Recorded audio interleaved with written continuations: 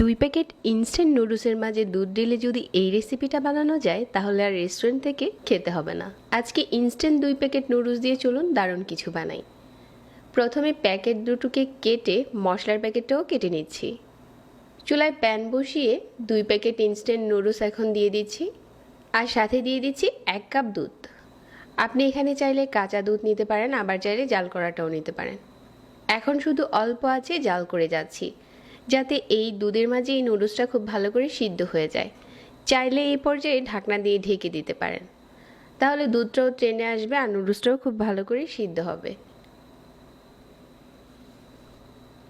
এখন ঢাকনাটাকে সরিয়ে নিচ্ছি, অনেকটাই টেনে গেছে।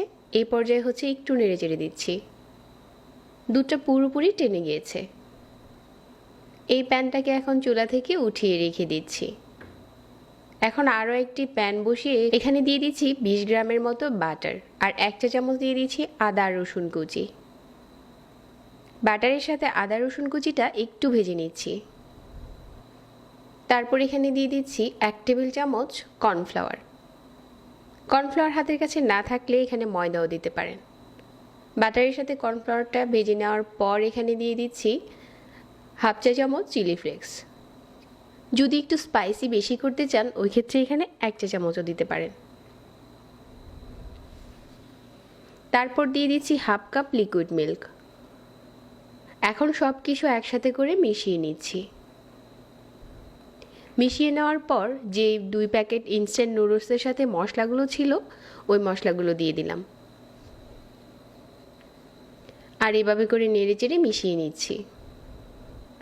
এই সময় চুলার আঁচ একদম কমিয়ে রাখতে হবে। এরকম ফুটতে শুরু করেছে আর এই পর্যায়ে হচ্ছে আমরা দিয়ে দেব আগে থেকে সিদ্ধ করা নুডলসগুলো, দিয়ে এভাবে করে নেড়েচেড়ে মিশিয়ে নিচ্ছি। এখন যদি চান এটা এইভাবেও পরিবেশন করতে পারেন, তবে যদি আর একটু টেস্টি করতে চান ওই ক্ষেত্রে হচ্ছে এখানে চিজ অ্যাড করতে পারেন। এখন আমি এখানে 1/4 কাপের মতো গ্রেট করা চিজ দিয়ে দিচ্ছি আর দিয়ে দিচ্ছি কিছু ব্যাসিল। এটা অপশনাল, হাতের কাছে থাকলে দিতে পারেন, আবার চাইলে স্কিপ করতে পারেন। এখন এটা গরম গরম পরিবেশন করার পালা। আর উপরে যদি একটুখানি ব্ল্যাক অলিভ দিয়ে সাজিয়ে দিতে পারেন, এই ডিশটা খেয়ে কেউ বুঝতেই পারবে না যে এটা আপনি বাসায় বানিয়েছেন, এত বেশি টেস্টি হয়। এখন চলুন পরিবেশন করে নিই। খুব সিম্পলভাবে বানানো হয়ে গেল দারুণ একটা রেসিপি। এখন কিছু ব্ল্যাক অলিভ দিয়ে সাজিয়ে নিচ্ছি।